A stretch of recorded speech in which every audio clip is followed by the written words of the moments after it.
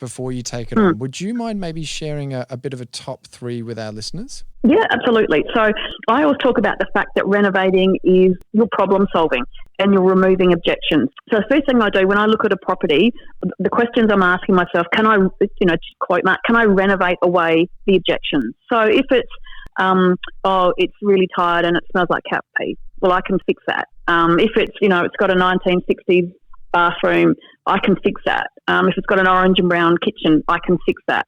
So those things I can renovate away.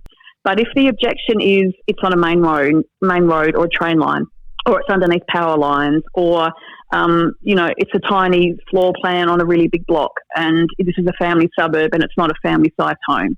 So that's really the criteria I'm looking. If I'm looking at a property, can I fix the problems? Can I remove the objections to make this a home that people will want to buy? So that's sort of one of my first points that I always look at. And then secondly, can I get it at my price? And you're going to hate this, Todd, as a real estate agent, but I basically teach my coaching clients is the asking price, it's almost irrelevant to me what the homeowner's asking for it, because their price is not necessarily my price. Mm-hmm.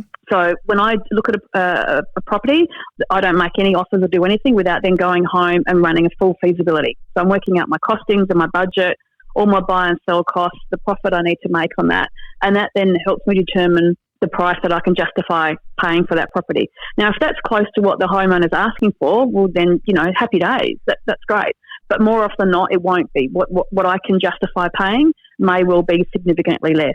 And the third thing I always look at is, can I produce a property that buyers in this area will want? So as I said before, I'm a bit of a nerd about demographics and knowing your end buyer and making sure you're producing a product that those buyers will want. So I always think about, well, who's this suburb? Okay, they're established families. So what does that mean? They're going to generally want a 4-bedroom, 2-bathroom house. It needs to have a bath in there. It needs to have really good indoor-outdoor living. It needs to have a good-sized backyard. So I'm always the third question I'm asking is, can I produce a property that is going to be in demand for that market, for that suburb? Can we open that up a little bit further for our listeners that are looking at doing a bit more market research? How do you actually go about really finding out, like, this is the kind of property that's in demand? Okay, so it's really about If you want to listen to the rest of that interview, simply subscribe to the Pizza and Property Podcast on Google Play, iTunes, or Spotify, anywhere you can find us, and make sure to subscribe to the YouTube channel below, and have an amazing week.